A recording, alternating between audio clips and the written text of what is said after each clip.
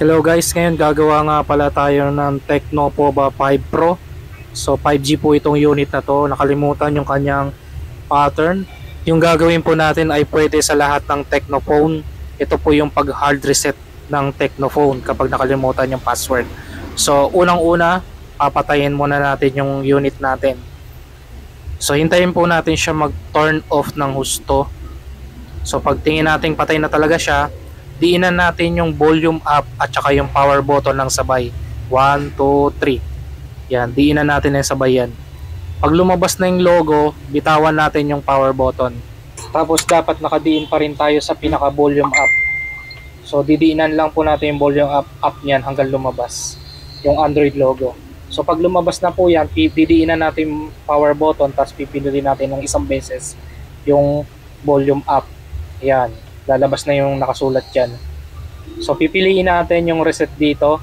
So ibababa po natin yan gamit yung volume down. Pipindutin natin yung volume down yan hanggang mapunta sa reset.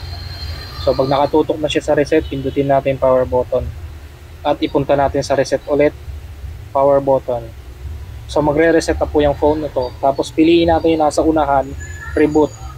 So pag pindot natin yung reboot, hintayin na lang natin mag-on yan, pusang magbubukas yan at format na po yung cellphone niya dyan. Yung solution na to, pwede rin to sa mga nag-hang yung cellphone nyo, nag-stack up, nagkaroon ng problema, pwede nyo i-try yung hard reset na to kasi nakakatulong din to sa system ng phone. Kung mabagal yung cellphone mo, pwede mo rin gawin to, i-hard reset.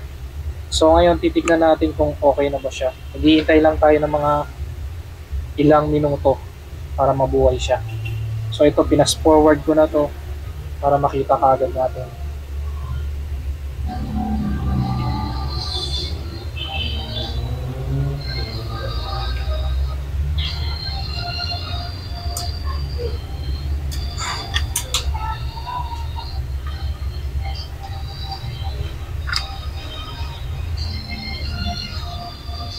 Medyo matagal lang siya kaya hintayin nyo na lang mag-on.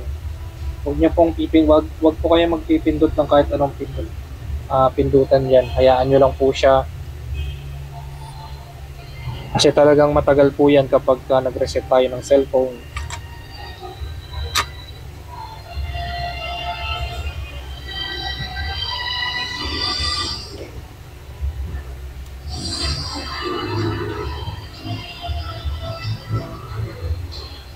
Malapit na to. Ayan. Nag-open na siya. So, set up na lang po natin yung mismong phone natin. So, hanapin natin yung country natin, Philippines.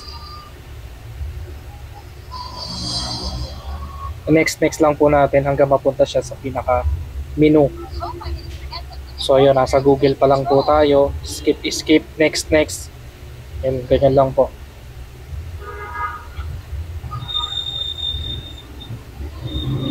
So ayun, tapos na. Ayun, gumana na.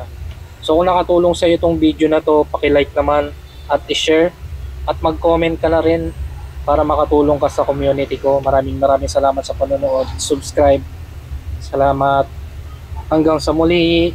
Ingat kayo ha. Don't forget